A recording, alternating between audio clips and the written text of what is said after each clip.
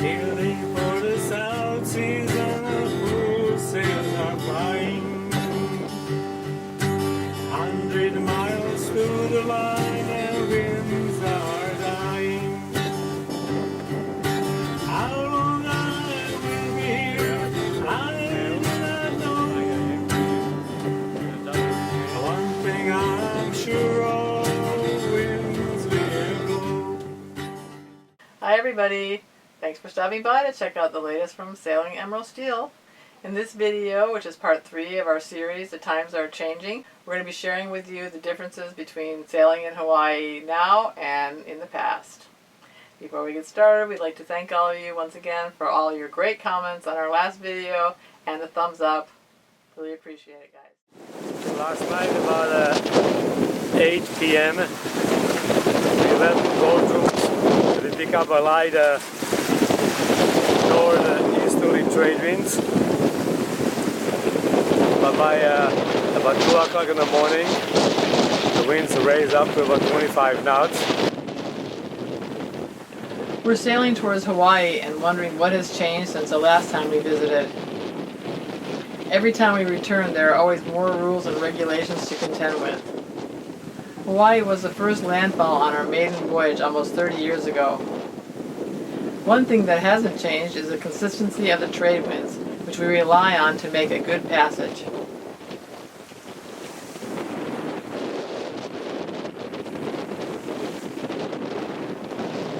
What a feeling it was to make our first landfall after being at sea for 3 weeks.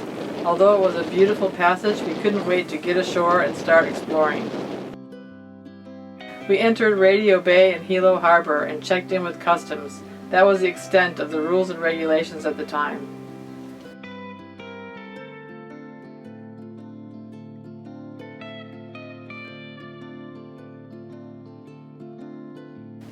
After exploring the Big Island for 2 weeks, we were ready to go check out the other islands.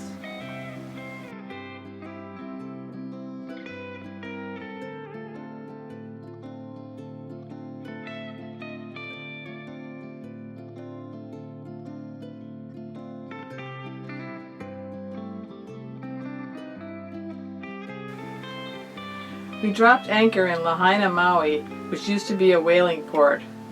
And after checking out the town, we realized it was the perfect place to stay for a while. It had plenty of jobs available, lots of things to do, crystal clear waters with amazing wildlife, sea turtles, humpback whales, tropical fish, and a fairly decent anchorage, and friendly people.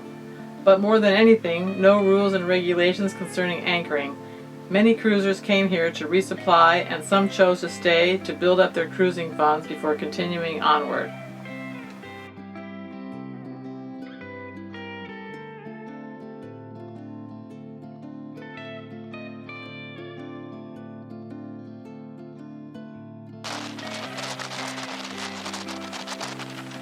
So this time when we arrived in Lahaina, the anchorage was quite lively with a gale blowing. We waited for 2 days before going ashore, and what a surprise we got. A local Kanaka man, instead of giving us an aloha with a smiling face, looked at us sternly and asked us if we'd registered. Then he explained to us that all boats must register, as there was now an anchoring fee, a live-aboard fee, and a maximum stay of 3 months in any one location. Where were the days when we first came to Hawaii and were welcomed with a bag of mangoes, papayas, and a big smile? As for fees, what do you get for it? Not even entry into the harbor, but using your own anchor gear in the open roadstead with no protection at all.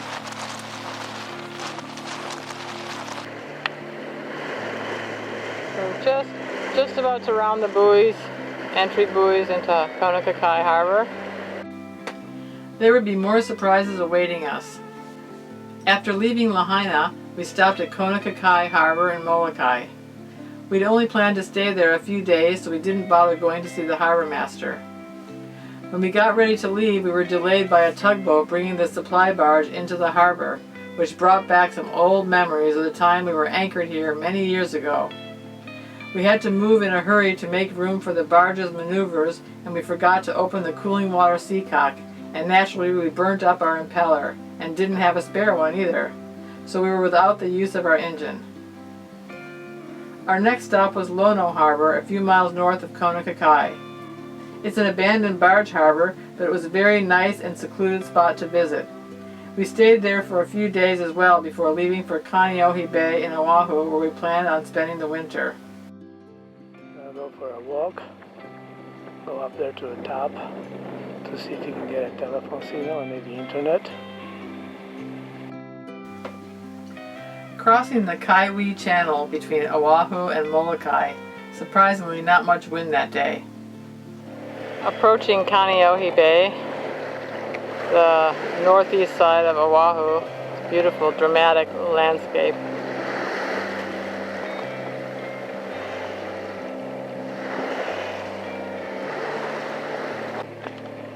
We're just entering Kaneohe Bay. It's a little bit of the scenery here. Chinaman's Hat. We decided to make Kaneohe Bay our winter anchorage, as it's protected from the southern storms, or konas as they're called, and is protected by a reef as well.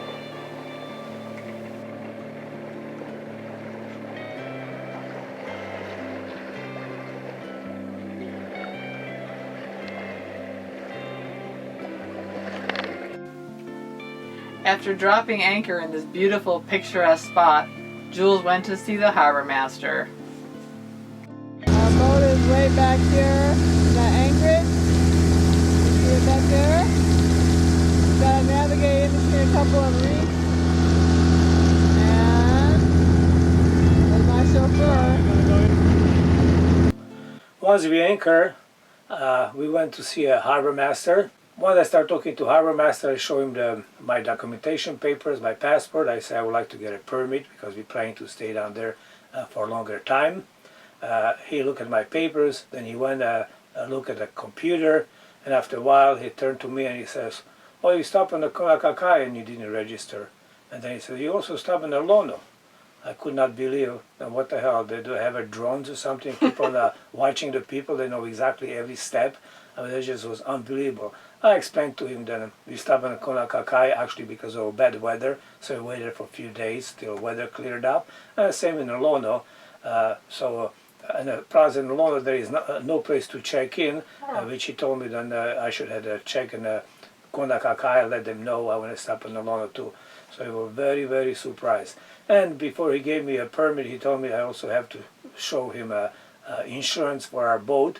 Not so much insurance for your boat, but has a liability which would be payable to the state of Hawaii. I believe it was like $300,000. So we were shocked with all these rules and regulations. Kaneohe Bay is very beautiful, large bay, has a beautiful places to anchor. But guess what? Even if you get a permit, you're not getting permit for all bay. You get a permit in a designated area, so you pretty much have to anchor between a bunch of boaters. And when you come into a harbor, to a launching place, it is actually pretty long distance to a town, so you have to pick up a bus every time you want to go there. And luckily we made some friends out there, we got some jobs, and then we got a permission from the people to leave our dinghy at their dock. So by doing that, we were walking distance into a downtown of Kaneohe Bay. Actually, that's one of the bad things about Kaneohe Bay, is that there's very little access to shore. It's a huge, huge bay. But it's very hard to get access to shore. So like he said, there's just the one area over by the harbor master's office, which is quite far from town, and we were lucky to meet some people. And also, Kaneohe Bay has a very beautiful place called a sandbar. Well, we just pulled in for a weekend at the sandbar in Kaneohe Bay. Julius and Brand are just setting our anchor out there. Just pull right up to the sandbar, and then we drop our anchor. And then you just set it up there in ankle deep water, and you just step ashore. And it's an unbelievable nice place to anchor right in front of it.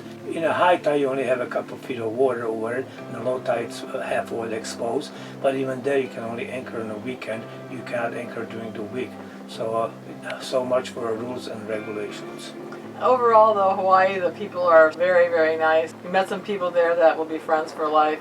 Can you imagine, you go to Hawaii, now you have to pay the fees, you have to get a permit, You have to have insurance, but you still cannot anchor as you please. You have to be herd like a cattle into a pen. Hawkeye Bay is a very pretty harbor. It was actually nice to go someplace that wasn't so touristy and you get much more feeling of being in Hawaii. It actually was invaded by the local, which was very enjoyable. Very friendly, fun-loving people. So the days are gone when you could just drop your anchor wherever, and the only thing you had to worry about was a change in the weather. Today, with all the rules and regulations, cruising in Hawaii is not as free and enjoyable as it once was.